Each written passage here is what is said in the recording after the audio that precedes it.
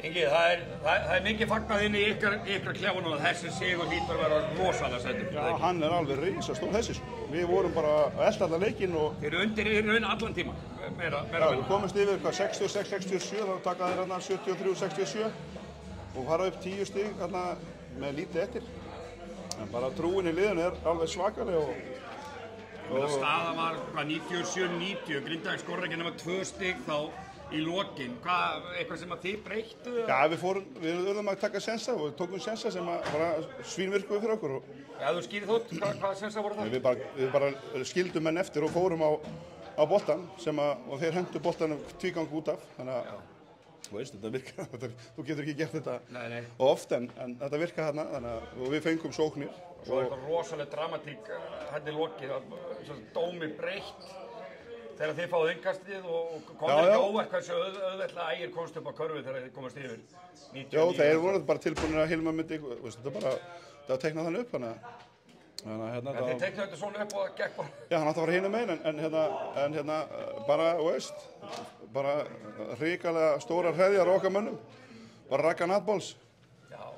Og meina, ef þú setur í spór Jóhanns og sem þjálfara teimis og Grindavík, þeir hljóta að vera rosalega sveiktir eftir þetta. Já, þeir fengu mjög góða frammistöðu frá svona, ef við getum sagt, strákum sem voru í litlu hlutverkum í síðasta leik. Lazio og Breki voru frábærir í dag. Þetta að segja að bara Grindavík hafi verið betri aðeins í þessu leik en þið vinnum? Já, við skjótum 10% fyrstu 30 mínútur. Auðvitað þryggjastæljóna, endum í 20%, þannig að þið fóruð að hitta... Já, við hittum náttúrulega ekki, við vorum bara algjörlega off fyrir utan þryggjastæljóna, en við náðum þessum leik tilbaka bara með að trúa á verkefnið og bakka hvort hann upp og við fengum með risa play bæði frá öllum, þannig að Júlíus var mjög góður í þessu leik og í lokin eru bara, algjörlega stáltaugar. Hilmar er búinn að vera algjörlega off í þessum leik, kemur risa körfur í 4 leik út. Tóttri staðan alveg. En við erum bara búin að vinna 2 leiki. Ég veit að þú ert nú eldri en 2 vetur í þessu. Það er væntanlega auðvelt að koma tiltölulega slakið núna tilbaka. Þið lentið því á móti Stjörnunni, ekki? Þannig að þið voru konum 2-0 yfir. Það móti ég sér. Móti ég.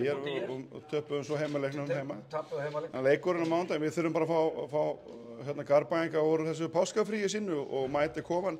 Silfurskeiðin búin að vera alltaf algjörlega frábær hérna og gefur liðinu alltaf bara, svona stuðningu getur bara skipt þessu máli. 1 stig yfir, þetta er bara risastórt og við þurfum að fá bara Áskar algjörlega pakkaðan á mánudaginn og því að það er ekki auðvelt að koma hingað sko. Þetta er fyrsti tapleikur Grindavíkur í play-offs í þessu húsi.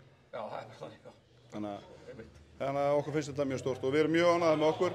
En við getum gert miklu betur á báðum endum þannig að þetta er bara 2 frábær lið og Grindavík spilaði Grindavík spilaði frábærlega í þessu leik og þess vegna er maður rosalega sáttur að hafa unnið leik. Til lukku með þetta. Takk.